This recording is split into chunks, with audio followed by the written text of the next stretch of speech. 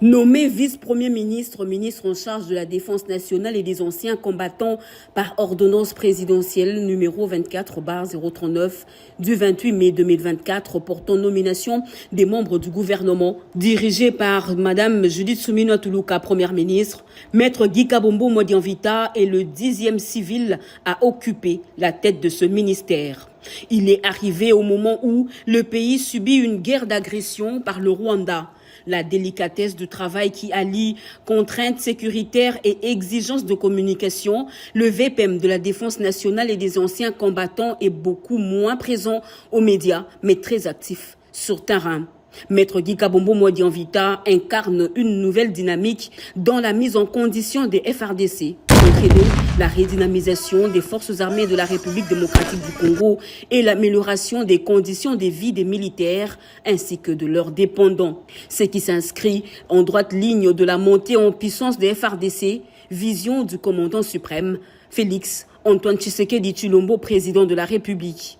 Focus sur mission, Maître Guy Kabombo Modianvita poursuit le processus de réforme de l'armée congolaise, notamment par la rationalisation du cadre législatif et réglementaire, la redynamisation du dispositif de coopération militaire, mais également le renouvellement des équipements et infrastructures militaires en vue de renforcer les capacités opérationnelles des FARDC, gage d'une armée puissante.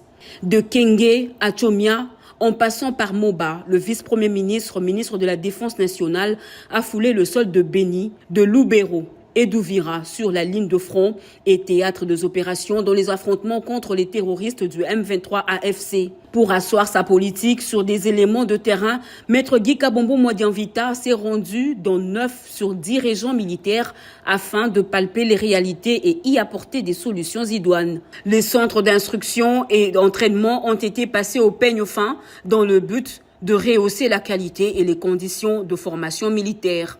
Résultat, relance des infrastructures militaires, modernisation des équipements de l'armée régulière.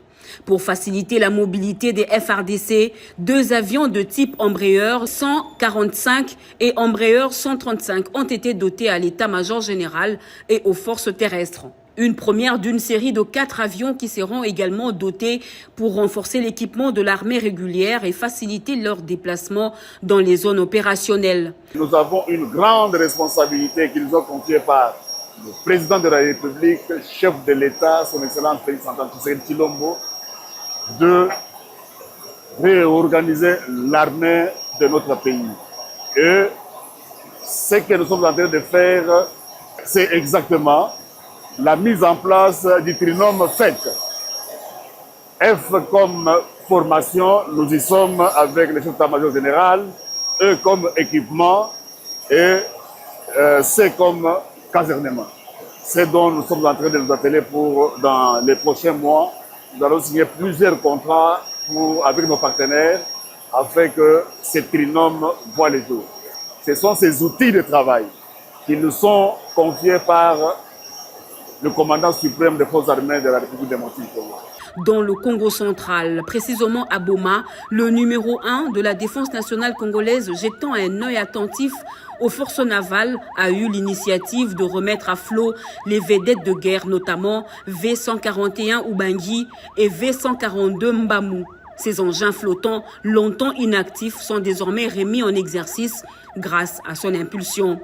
Il s'est livré à ce même exercice à Kalemi, dans la province du Tanganyika, où 4 navires militaires, notamment Mboko, Ubwari, P-25 et Kamanyola, acquis depuis 1972 et tombés en panne en 1997, sont en voie d'être remis à flot après 28 ans d'immobilité grâce à Guy Kabombo Modianvita. Dans la relance des infrastructures, le VPM de la Défense nationale et des anciens combattants s'est impliqué dans la finition de la première phase du camp Kindofula à Mwanda, au Congo central.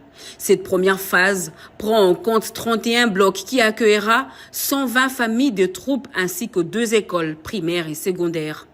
Déterminé à doter les FARDC des infrastructures de qualité, Maître Guy Kabombo Modianvita a impulsé l'acquisition de l'hôtel de la Défense dans la ville d'Issiro, dans la province de Haut-Uélé, un vrai bijou pour ces hommes qui servent sous le drapeau.